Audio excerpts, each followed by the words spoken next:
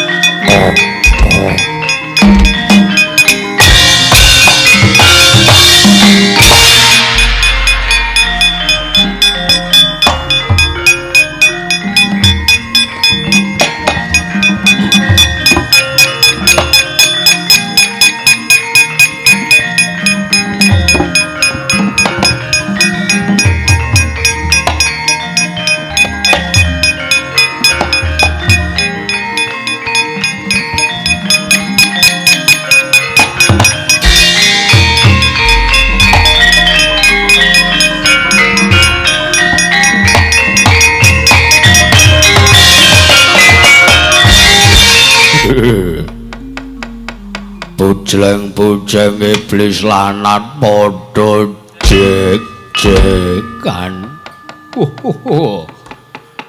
Diadi udi Rukmakala.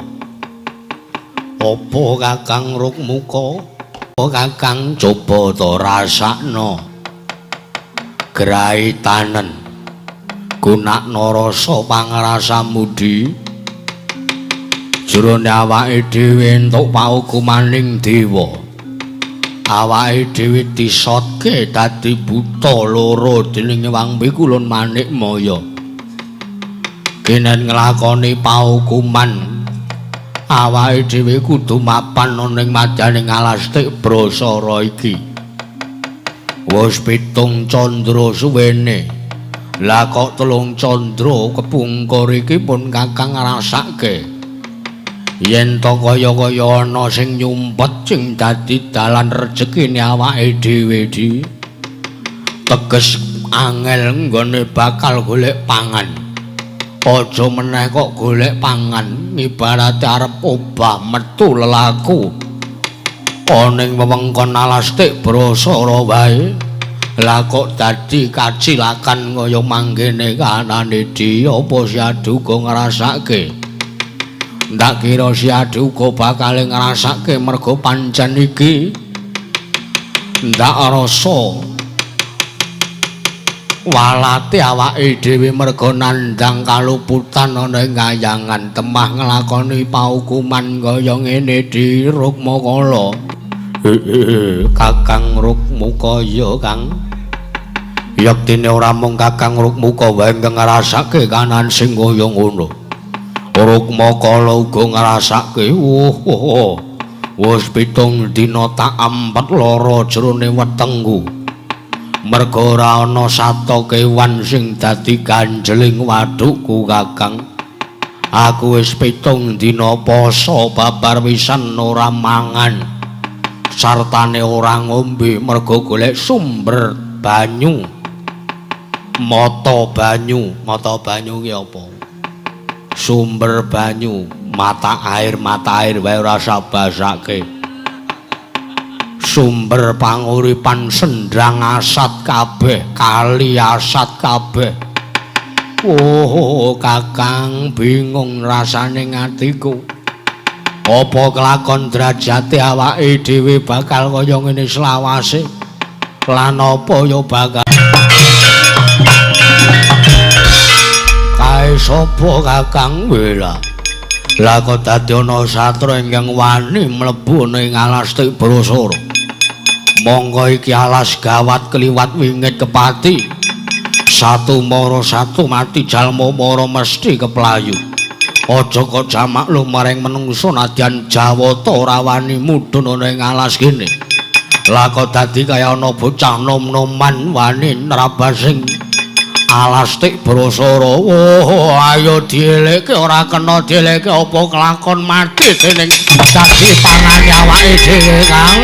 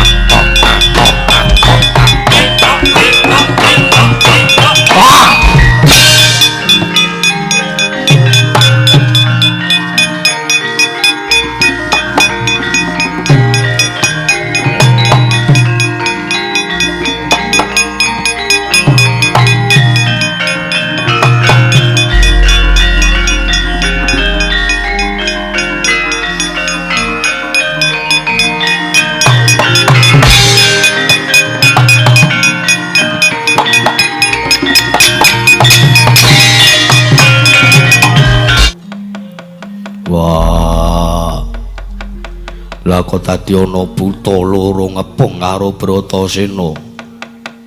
Kowe sapa lan kowe sapa? Oh, ala bocah mulang sarak pakartimu parat. Raden kowe yen kena tak omongi mandeka Raden.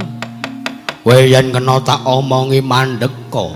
Aja mbok teruske nggonmu lumaku. Mandeka Raden, mandeka Raden, mandeka Raden. Ora melek apa piye mripate?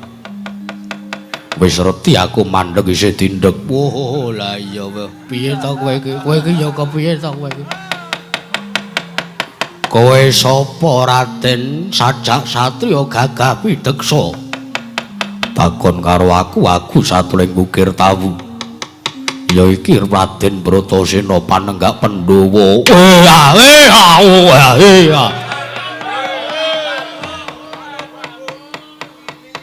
Kaget aku yoan. Panenggak Pandhawa dasar Baranyata.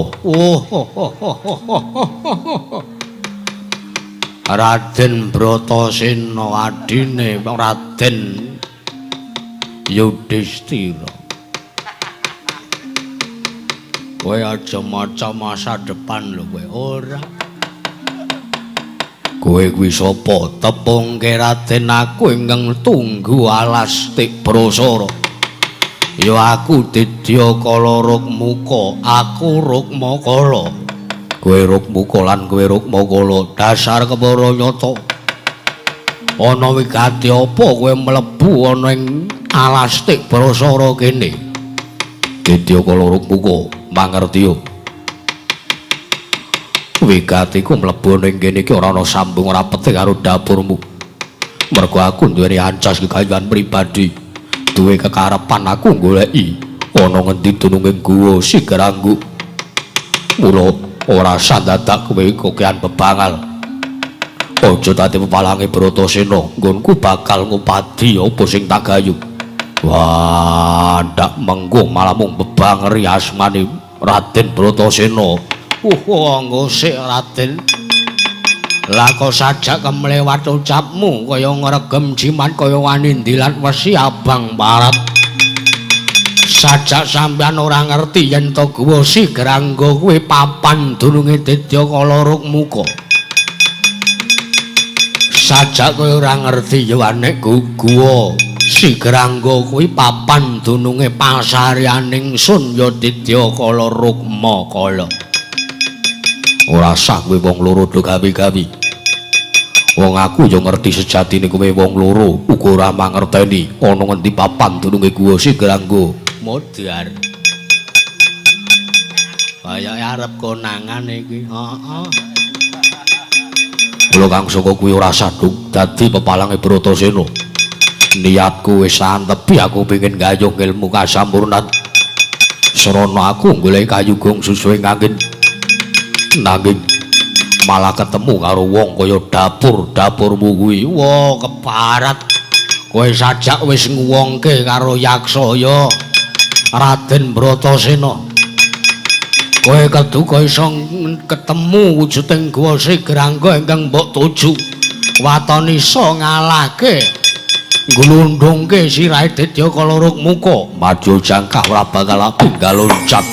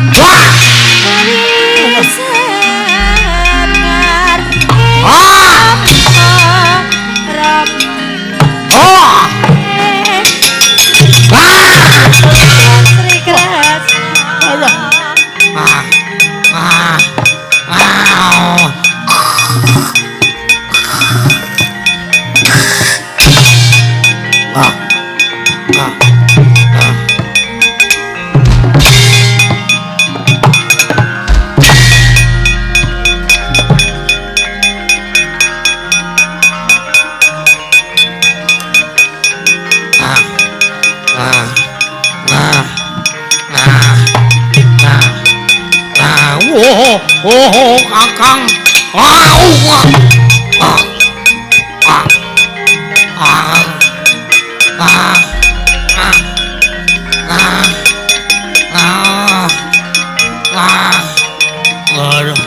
Mati aku.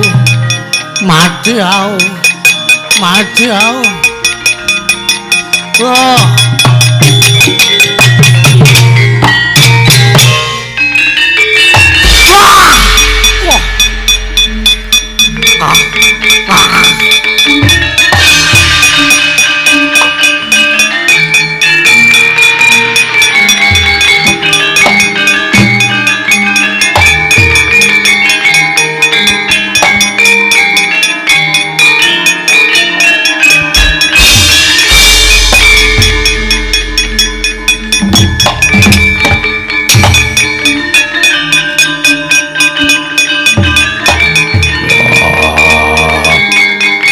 Loro bayune ngendi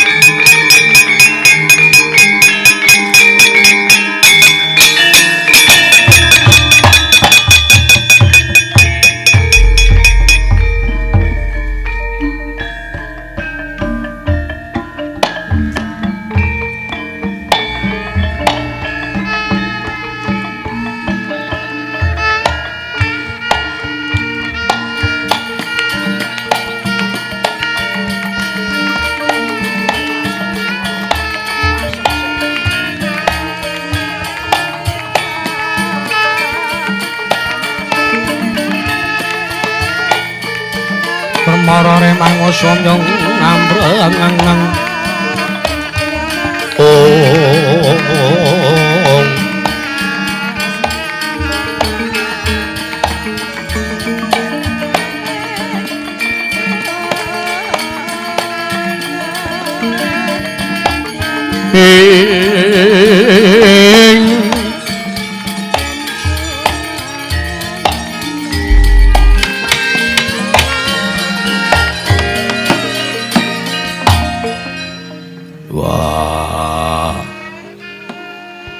Ngira babar pisan yaksa loro tak dukumbo pecah ndase ilang kuwandaning yaksa loro tak golek ya ora ana arep patine Bratasena njaluk playon jebul dinemoni ora nyono ora ngira Indra kakekku lan Bayu bapakku be Mas Trama sidam saring bawana langgeng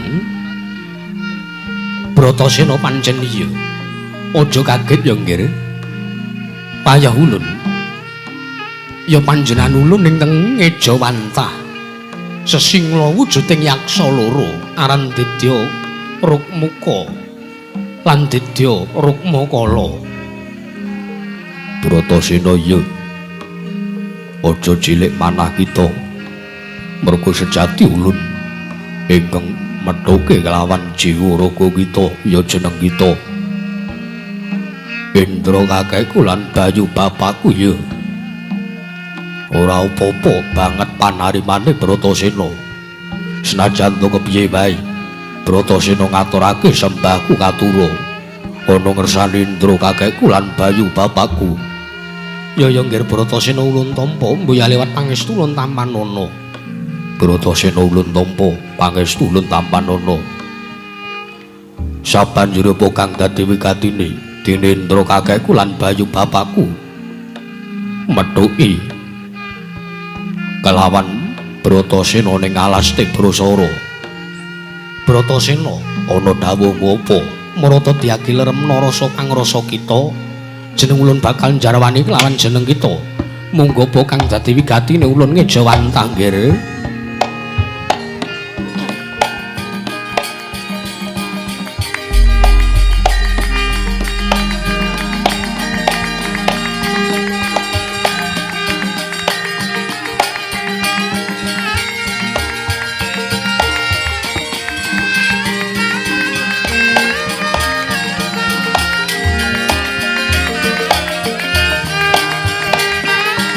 Tingkat lengening alang jiwan aglar wonten moncara Tinon leraga konang sureng sotetan padang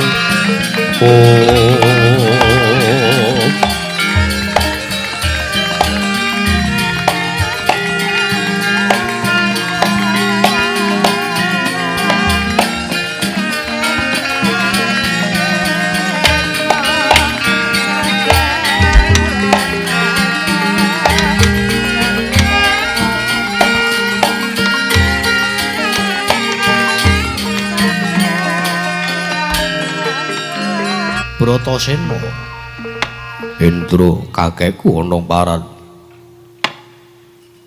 Yekti panjenengan ulun mangerteni apa kang dadi gegayuhan kita jeneng kita prapta ning Wanatik Brasara iki mboyana liya kejaba jeneng kita mung kepengin ngupadi wujude kayu gung susuhe angin arak mangkono ta Bratasena ora mokal sartane ora gumun ora kaget atine Bratasena merga pancen Indra kakekku Widewa mula ngerti marang mubak musing titah saleketaning atine Bratasena kabeh mbok priksa mbok mangerteni ya Bratasena mangkono nanging mruhananira ya nggih ingkang aran kayu gung susuhe angin mono mboya kok mawujud ron uwit utawa wujuding kayu nanging mangerti tembung kayu gung susuing angin kuwi tembung sanepan tegese kuwi mung tembung perlambang ya mung pralambita merga yen to dijlentrehke kanthi bener kanthi wijang kayu mono teges kajeng mono teges karep gung mono teges gedhe susuing angin ya kuwi mlebu metune angin ya kinarya ambekan menungsa ngengaran irung yo teges mangkene ya nggih ulun jarwani yen to jeneng kita duweni kekarepan ingkang gedhe ya kuwi kepengin gawe wujuding ilmu kasampurnan kudu mbok kantheni kanthi srana aringing napas sartane meneping pancandriya ngeningake baban hawa sanga jeneng kita kudu bisa mangerteni kenapa ingkang prapta ning Alastik Brasara mrepeki kelawan jeneng kita panjenengan ulun Sang Hyang Indra lan Sang Hyang Bathara Bayu merga Sang Hyang Bathara Bayu kuwi mralampitakake sartane kinarya sasmita susuing angin teges napasing menungsa banjur Indra teges mengko werdi panca Indra ya jeneng kita ingkang duweni pangrasa pangecap lan sak panunggalane kuwi Indra kakekku iya mula kang saka kuwi jeneng kita kudu bisa mangerteni werdine ilmu kasampurnan kuwi apa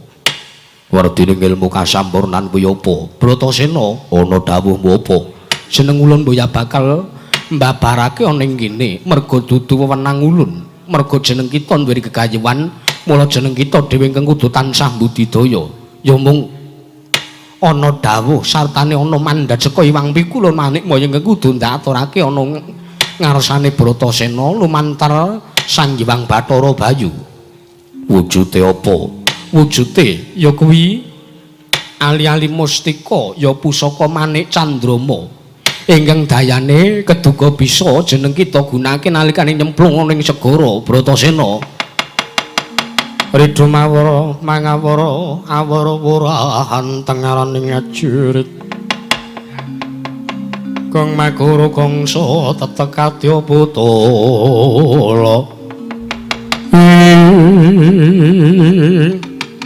wah Indra kakekku Bratasena sambung rapete gandeng jeneng apa antarane gegayuhanku yang kepingin gayung ilmu kasampurnan karo wujuding mustika Manik Candrama ingkang keduga bisa digunakake nalikane nyemplung segara Bratasena mengko sak mengko jeneng kita bakal mangerteni dhewe apa ta sejatine ingkang ulun dawuhake nanging ingkang baku tampanana wujuding mustika Manik Candrama iki mengko Mergo ya mung srana iki ingkang keduga bisa kelakon nggon kita kepengin gayuh wujuding ngilmu kang sampurnan Bratasena.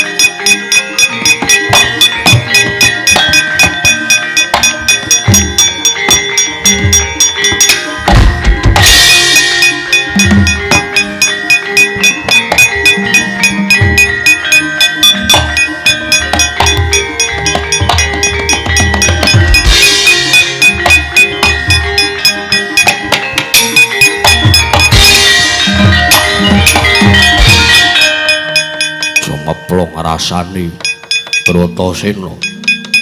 Wah, Durna bapakku. Kena ngapa kowe ora paring dawuh, kena ngapa kowe ora ngendika? Yen to kayu gungsu suwe nganggen kuwi mung tembung sanepan. Teges ora mawujud kayu, ora mawujud barang, nanging kuwi mung werdining rasa pangrasa. Aringing napas yen tandane kekarepan sing gedhe. Wah, gandeng tak rasa wis kasembatan nggonku gaya wujuding kayu gungsu suwe nganggen Durna bapakku. Aja kaget Bratasena sing prapta ngersaning Durna bapakku Sukalima. Marane mangus wong ngandang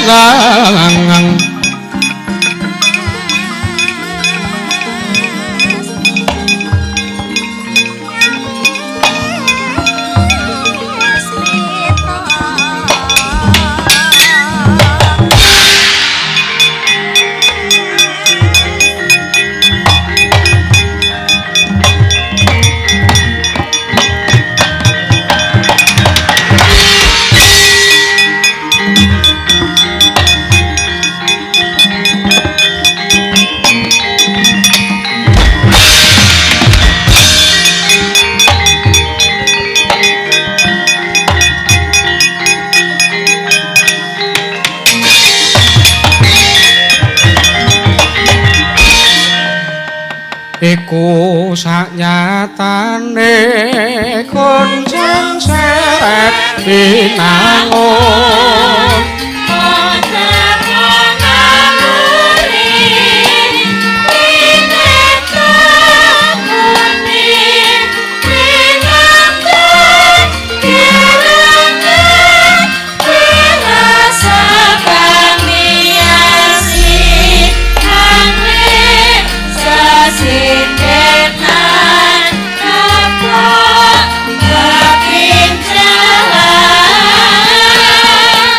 Sorry.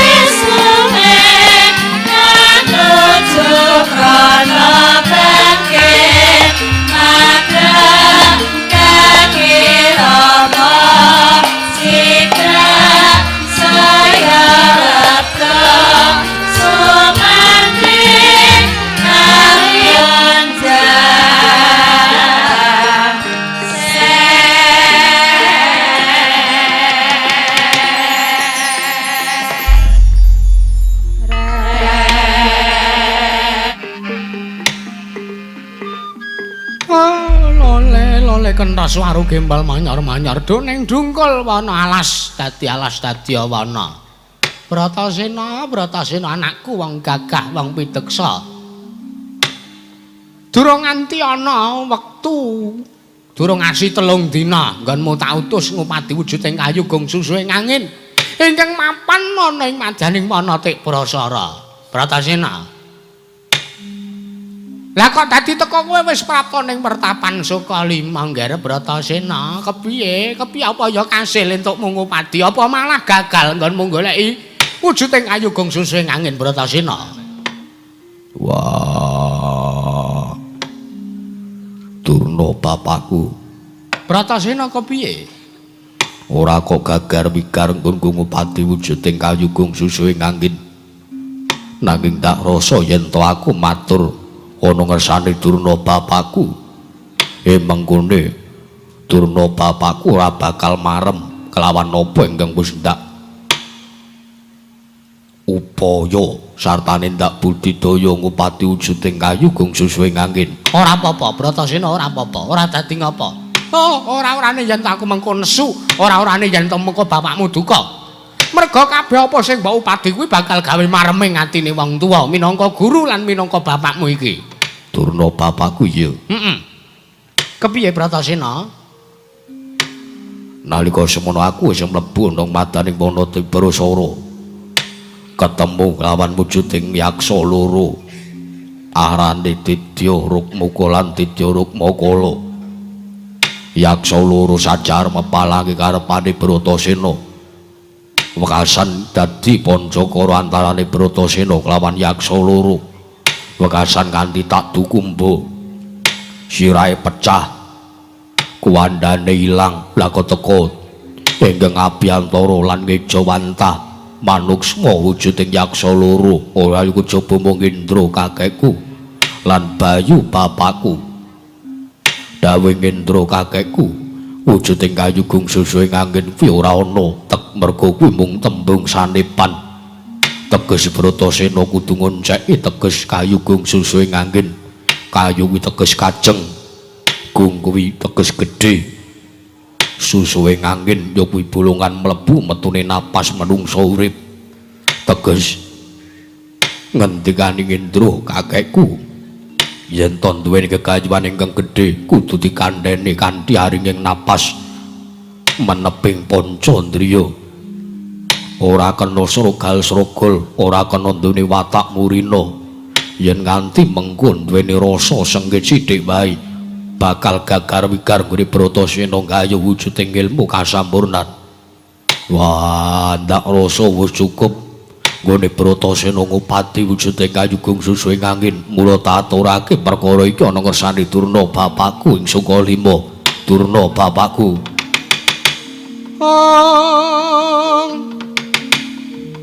Permara remeng swamyong ambrang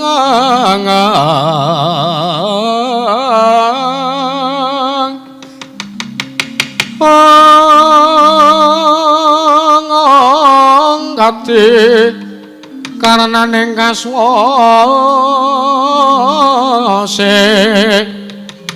yen ning marga malatgung tumiring sang kandha pastrat maca lang-lang lalu angulati surya mangrangsang wayah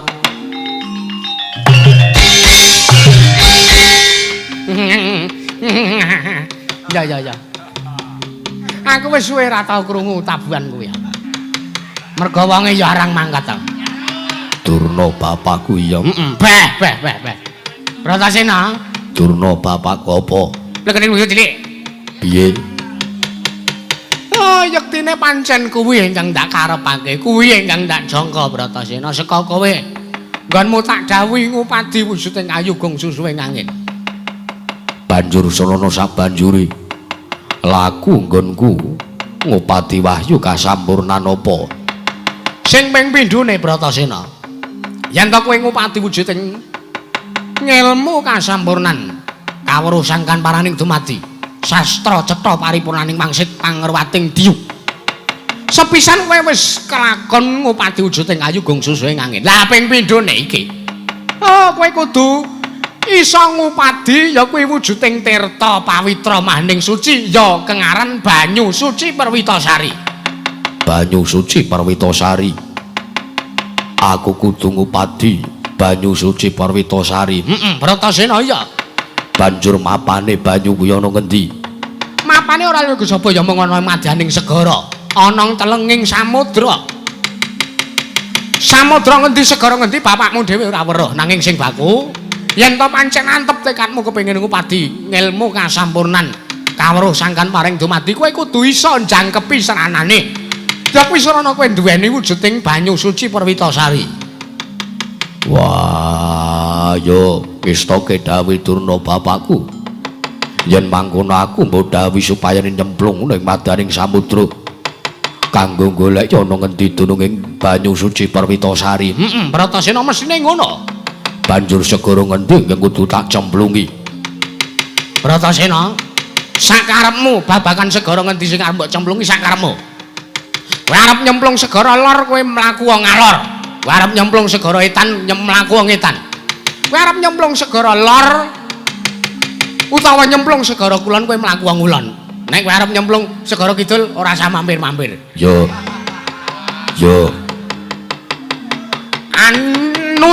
anut marang anteping tekate Bratasena sakarepmu kirane ngendi sing mbok cocoke kirane ngendi sing mbok senengi segara sing kirane banyune ora asin keduka cocok karo rasa pangrasamu ing mengkono bakal antuk apa kang dadi sedyamu yen mangkono aku njaluk pamit nanging apa ya bakal kasembatan ning mengkono yen to aku njaluk donga pangestu ana ngersaning Kunti babu ya Kunti buku Bratasena durna bapakku apa wong arep gayuh gegayuhan supaya kasembatan kuwi kudu linantaran lan kudu lantaran dongane ibu ngono restuning ibu restune Gusti Allah yo yen mangkono Bratasena njaluk pamit ngati-ati Bratasena aja kaya bocah cilik Bratasena konta-pota maning katong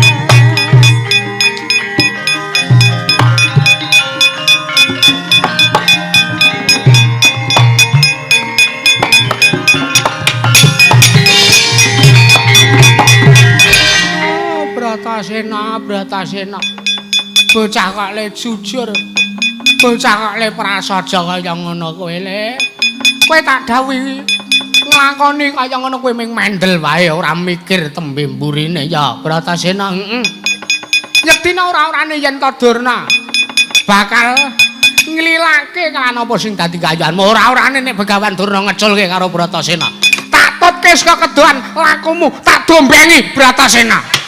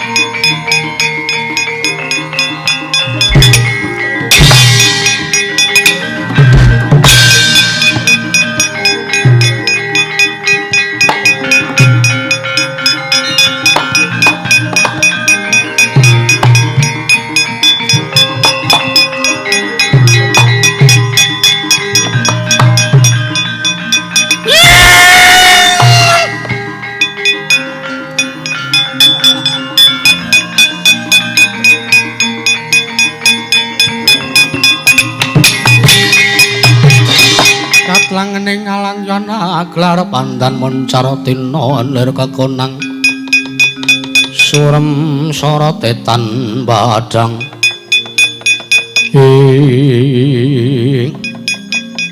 Anoman yo senggono kakangku kelawan setu bondo kakangku Bratasena adiku diya Bratasena adiku diya Bratasena Anoman kakangku apa sajak kowe methuki karo aku saka liringing netramu ora pangling yen to kowe arep ngribeti kelawan lakune Bratasena lho walah lantip tenan kowe Didi nanging uruhanamu ya Bratasena yektinipun kakang iki ora kok arep ngribeti ora kok mepalangi karo si Adi Bratasena nggone duweni gegayuhan sing gedhe ya kuwi nggonmu kepengin gayo wujuding ilmu kasampurnan kuwi babar pisan ora pun kakang ora arep mepalangi ya mun pun kakang arep ngelingke karo Yayi Bratasena aja ngasih mengko getun tembe mburine lho Bratasena mergo segara kuwi ora gampang wong arep nyemplung segara emanen nyawamu kowe duwe adi-adi ya kowe duwe kadang papat cacahe para Pandhawa kae kudu tansah mbok gatekake kowe kudu tansah mbok tresnani aja mengko padha nelongso kahananing mung mergo si Adi duweni rasa egois kepengin nuruti apa sing dadi gegayuhane Bratasena ya Bratasena aja ngasih mengko kowe getun tembe mburine elinga di elinga yen to kowe duwe gegayuhan nanging wong liya nganti wani ngelingake karo si Adi kuwi teges mengko bakal ana perkara ingkang edape-edape ingkang ngeduga Yayi Bratasena ora bakal bisa ngliwati wah Anoman kakangku Bratasena piye ora sagugan bebangal iki perkarane Bratasena dudu kok perkarane Senggono lho Bratasena nanging niatku kuwi tulus ikhlas ngelingke kelawan si Adi ora peduli niatku tenanan aku ngelingke karo Yayi Bratasena wah ora idep ora caturan karo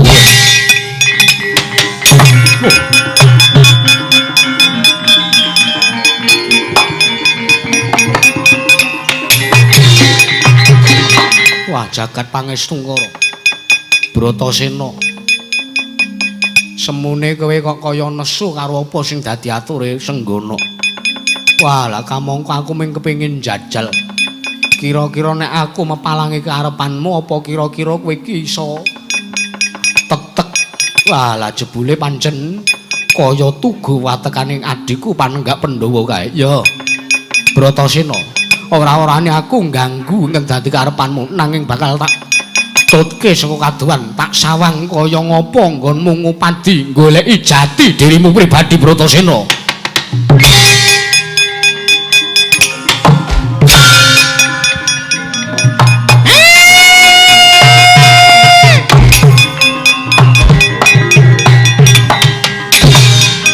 mangke Kanjeng Ibu Paduka Kanjeng Ibu sampun sawetawis dangu anggenipun nandhang sungkawa kados mekaten. Kanjeng Ibu kula aturi midhangetaken aturipun ingkang putra pun kangka Kanjeng Ibu kula nyadhong dawuh timbalan Paduka wonten wigatos menapa wondene Paduka Kanjeng Ibu anggadhahi raos ingkang kados mekaten tuwin gadhahi pasemon ingkang beneh kelan adat ingkang sampun Kanjeng Ibu sampun ngantos ing sakmangke damel susahing manahipun sanggya para putra awit kula ugi ngraosaken sungkawaning manah Paduka Kanjeng Ibu Kunti Talibrata Kanjeng Ibu kula aturi paring dawuh menawi Paduka nandhang susah tartentu ingkang putra pun permadi ugi badhe nandhang sungkawa jalaran setya bektinipun ingkang putra wonten ngarsanipun Kanjeng Ibu datan saged dipun tuku pun tumbas dipun lintoni kanthi sarana menapa kemawon Pramila Kanjeng Ibu kula suwun paring dawuh wonten ngarsanipun ingkang putra kanthi tetela Kanjeng Ibu. Mengke riyen Ndara. Ndara Kunthi Talibrata. Nek panjenengan menika minangka tiyang sepuh kedah ugi kedah mangertosi dumateng napa sing dikarepne anak. Nek jangganing para putra kepengin paduka paring dawuh, mbok kula suwun sampeyan ngendika ta. Ora ketang mung sak kelimah supayane cumeplong ora sing manahipun sangya para putra lho, Den. Barep wonten timbalan Kanjeng Ibu. Panengah wonten timbalan. Yektine nggonipun Ibu nandhang sungkawa iki. Merga wis 3 dina iki kadangmu panenggak ora bali ana ing Wukir Tawu ya ora bali ana ing Saptawarga permadi apa ya bakale kelakon kowe ora duweni kadang ingkang tansah ngayomi sartane paring daya kekuatan nglawan awake dhewe apa dinipun Ibu. Rasane ngatine wong tuwa ora bakal ikhlas sartanipun Ibu ora bakal lila merga Bratasena kuwi bocah ingkang ndak dama-dama ingkang ndak gadang-gadang bisa nerusake ingkang dadi gegayuhane wong tuwa malah nganti dina sak mengko urung katon Bratasena urung bali ning Wukir Tawu ing Saptawarga. Puntadewa ya kangka adimu menyang endi Permadi kakangmu lunga menyang endi Permadi soroting pandam sumula hamadang ijroning pasarean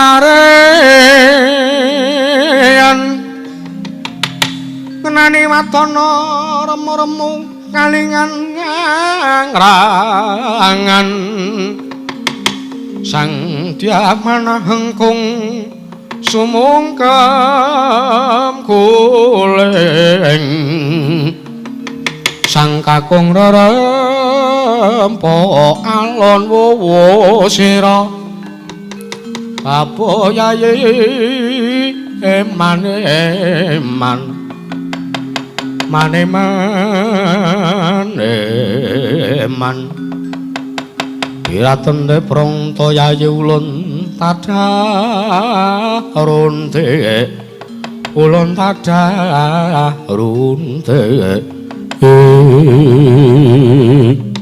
dereng ngantos panepun sami mbal wacana kasaundhangku semanten praptan sang Raden Bratasena panenggak Pandhawa minggantening madaring Wukir Tawu ing Saptawarga. Akarya kaget sangganing para Pandhawa temah cumeplong ora sing Sang Dewi Kunthi Talibrata wae. Pandhawa para Pandhawa nyoko mulang manggung sira.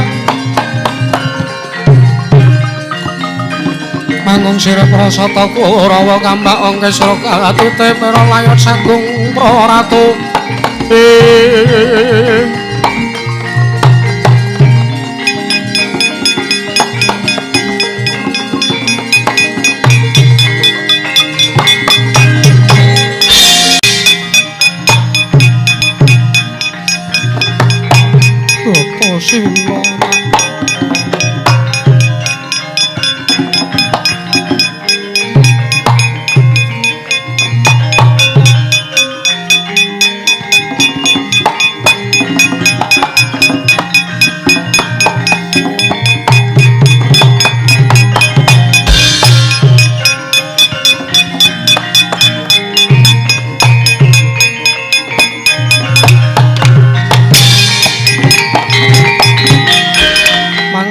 Bratasena sesumbar mawa lindru bumi gonjing gumaludhuk Guntara katok lumembah banyu kang kumambang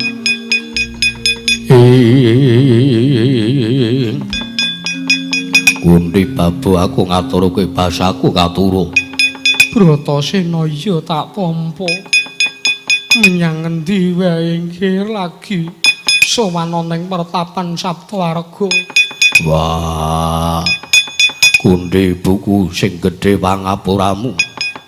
merga sangka gedhening niat anteping tekade Bratasena nggonku ngupadi wujuding ilmu kasampurnan kaweruh sangkan paraning dumadi nganti kelebihan nggonku bakal matur ngersane Kanjeng Ibu. Bratasena sesuk meneh mbok yo matur ana ngersaning pun Ibu yen to duweni gegayuhan apa wae merga pangestune wong tuwa kuwi uga pangestuning Gusti Kang Karya Loka. Yo sowanku arep njaluk pamit ana ngersaning Gundi ibuku. Bratasena kowe lagi wae bali nang pertapan, lagi wae kumpul karo adi-adimu ya karo pun ibu. Lah kok kowe wis arep bali meneh, kowe lunga meneh, kowe arep menyang endi Bratasena? Ibu, lilanono anakmu. Aku arep budal, arep nyemplung segara golek wujude banyu suci Perwitasari. Yen mengkone bakal dadi srana lantaran nggonku kasembadan kaya wujuding ilmu kasampurnan. Ilmu sangkan paraning dumadi Gundi Babu.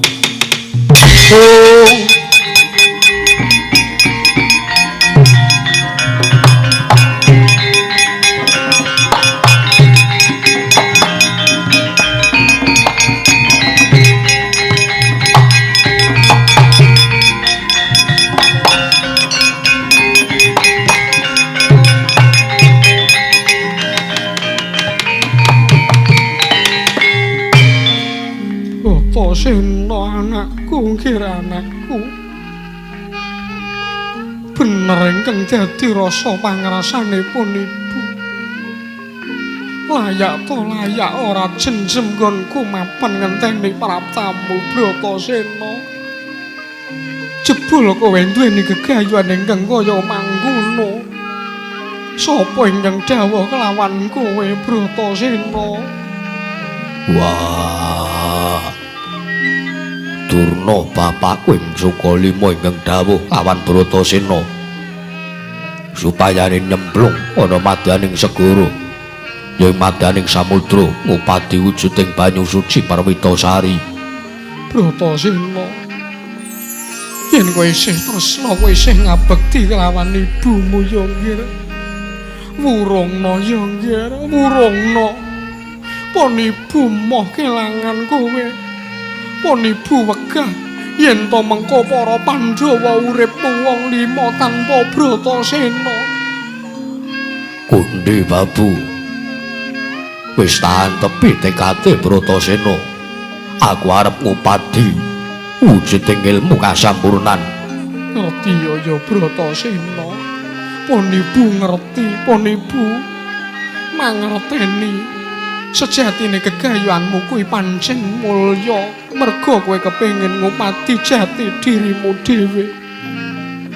Ning gandeng pon ibu midhanget aturmu yen to sing dawuh karo kowe Begawan Durna. Pon ibu ora mathuk nggih, pon ibu ora mathuk. Merga Begawan Durna kuwi gurune wong perang, dudu kok gurune wong sing kepengin ngupadi babakan kawruh kebatinan nggih. Bratasena wurungna ya nggih. Gundi buku. Gundi buku dhewe sing dawuh karo Bratasena. Yen to Bratasena kudu ngabekti mituhu sartaning leksanane apa sing dadi dawuhing guru. Nanging kena ngopo? Gundi buku malah menggak. Yen to aku kepengin ngabekti ana ngersaning Durna bapakku. Bratasena, mestine kudu mbok gelar, kudu mbok gulung. Yen to ngasi iki mengko kowe budal nyemplung segara. Yen ngono tak pesthekake. Bratasena wis ora nganggep Dewi Kunthi Tali Brata iki minangka wong tuane Bratasena. Wah, wis santepi tekade Bratasena. Aku njaluk pamit. Bratasena, Bratasena anakku kira. Engko piye nggih?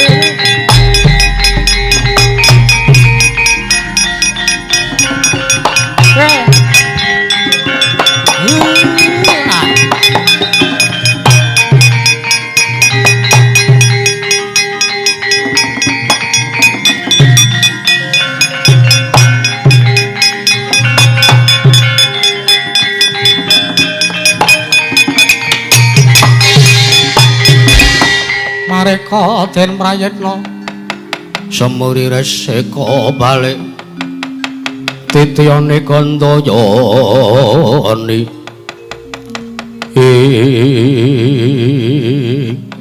Puntadewa kepiye nggih kepiye Kanjeng Ibu sampun kula aturi ngikhlasaken dumateng menapa ingkang dipun gayuh dening Kakang Mas utawi kadang kula pun Yayi Bratasena ampun to Gusti Ayu gegayuhane ingkang putra niku mulya gegayuhane Ndara Bratasena niku sae sampun ngantos mengke sampeyan merga mboten mengestoni kalian lakune Ndara Bratasena malah damel susah mengke teng dalan pun to mangiklaske ampun emosi tarik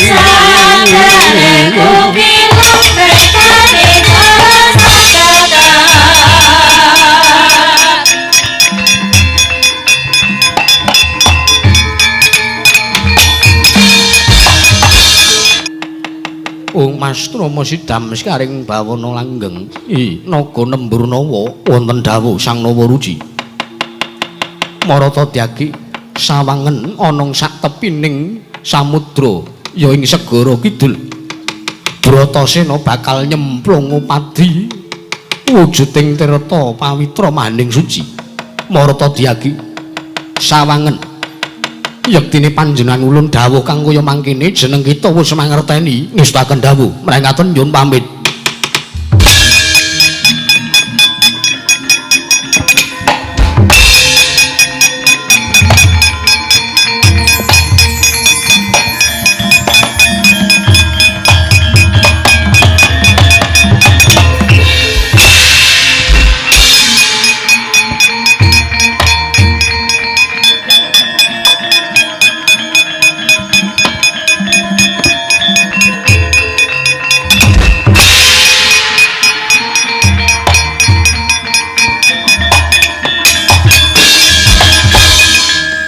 saiki segara ingkang mathuk sajroning atine Bratasena wah yo tak jajali mbok menawa dawuh Indra kakekku bener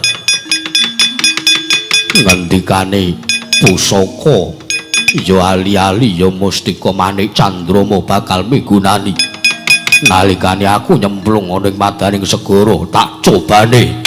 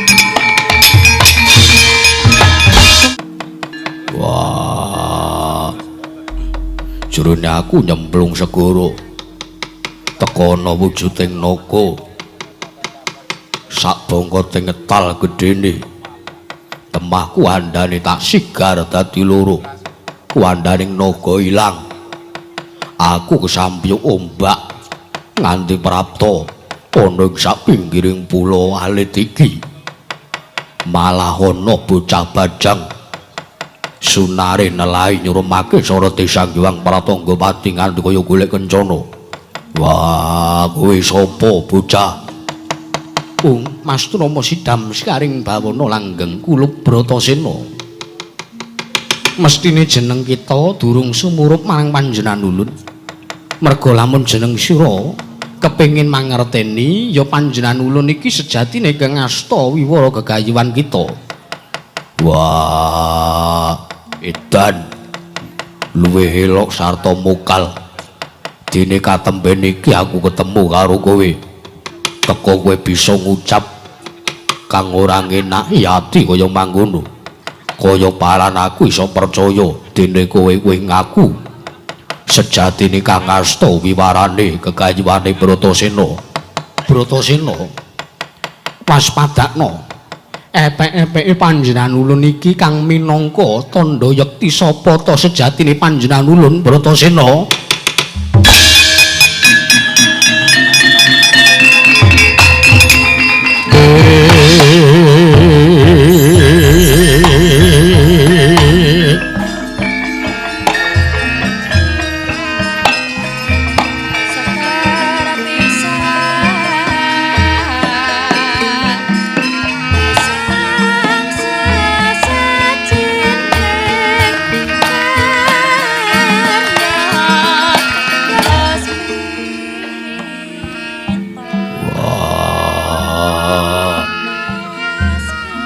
Rumaos kadungung raos manahipun ingkang abdipun Bratasena anggen kula nandhaken duka cipta sarene sampun boten nyana saged pinanggih kalian guru sejati sarene sampun pinten-pinten pitukon ingkang kula sandhang samangke kula pengin mangertosi babaring gegayuhan kula Bungulun.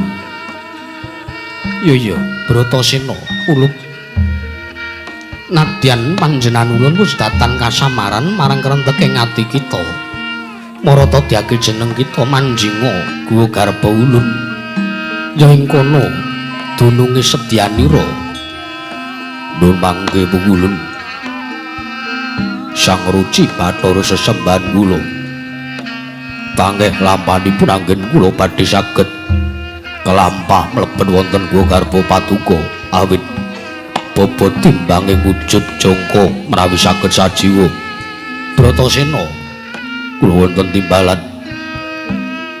ayo kaduk mangeran sifat jeneng kita aja kaya mangkono aja kok mung jeneng kita nadyanto jagat saisine ingkang gumelar iki yektine kamet ana ngarsa ulun ya panjenengan ulun tumrape jeneng kita kaya wis luput saka prabaning jagat marata diake Bratasena kaya wis teka titiwan jeneng kita nyumurupi gelare jagat panjenengan ulun lajeng kados pundi samangke salananipun kula badhe manjing mlebet wonten Guwa Garbaning Sang Nawa Ruci nggih sesembahan kula Sang Ruci Bathara Bratasena.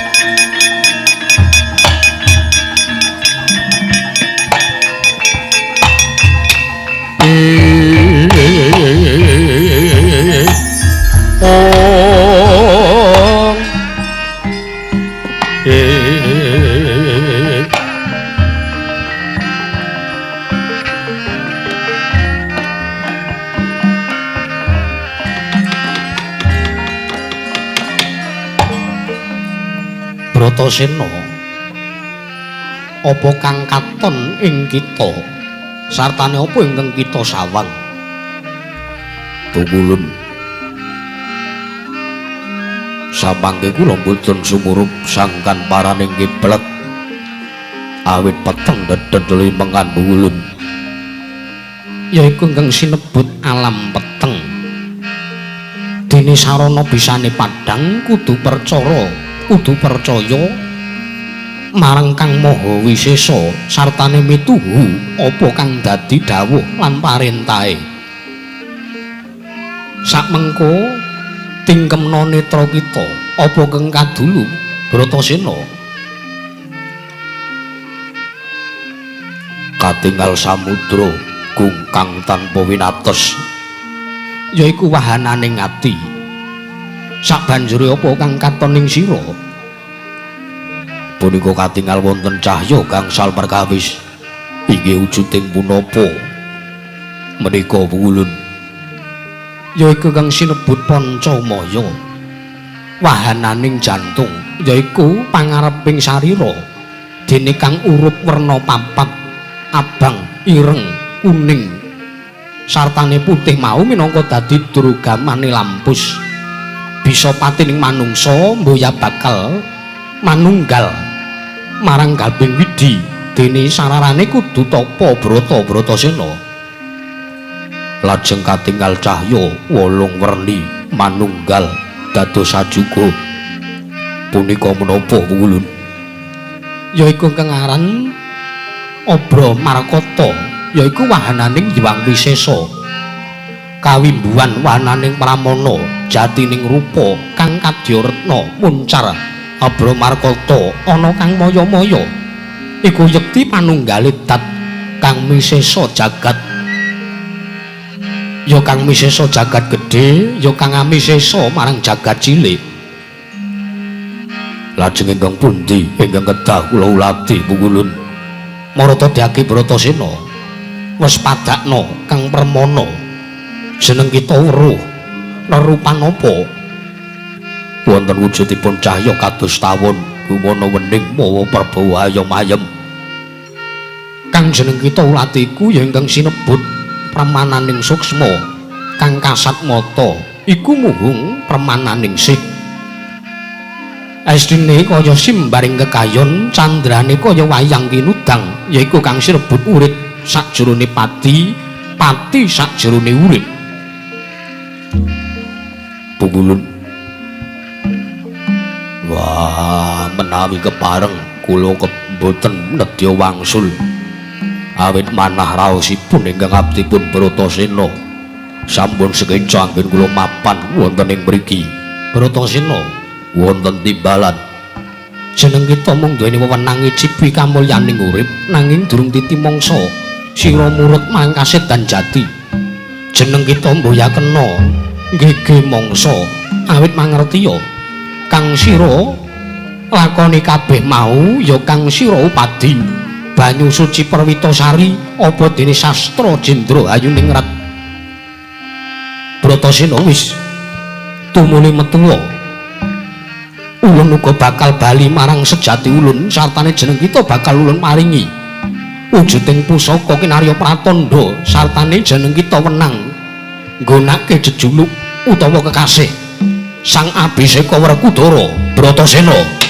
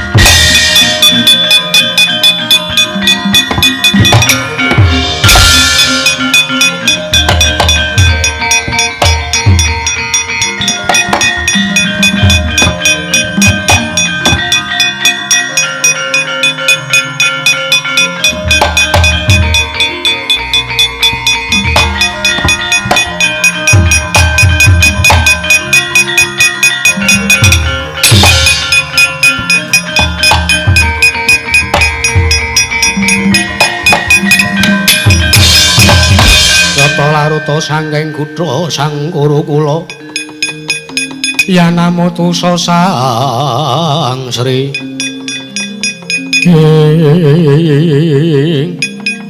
Bratasena mangertiya ya Werkudara jeneng ulun wis paring asma kelawan jeneng kita Werkudara kang wektu dina ki uga panjenengan ulun maring wujuding pusaka kang aran Gelung Minangkara ngaturaken panuwun ingkang tanpa pepindhan wonten Paduka Sang Nawa Ruci nggih Sang Ruci Bathara sesembahan kula sampun saged medharaken menapa ingkang dados sejatine gegayewanipun ingkang abdi pun Werkudara pungkulun iya marata diaki ulun bakal manjing sajuga bali mring sejati ulun Werkudara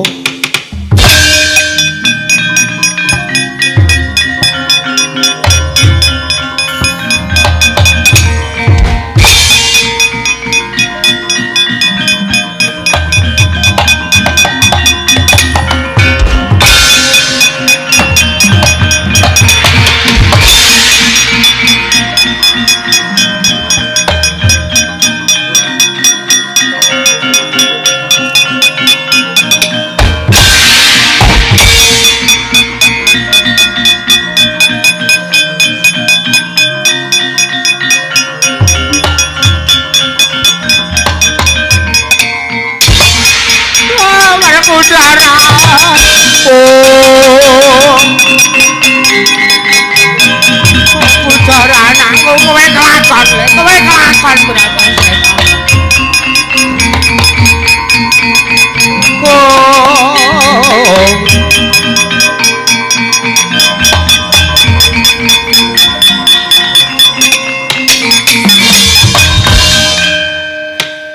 Sang Tapa Begawan Durna kang pinangka pengilon Sang Hyang Bathara Bayu kinarya sasmita pralambita susuwing angin ya napasing menungsa Sang Hyang Bathara Indra wis ngarani teges Pancandriya teges Panca Indra Sang Naga Nemburnaya mengku werdi tengen durung karuwan apik kiwa durung karuwan elek teges tidha ing manah temasang Werkudara pinanggya guru sejatining guru zat kang murping zat purwa madya lan wusana innalillahi wa inna ilaihi rajiun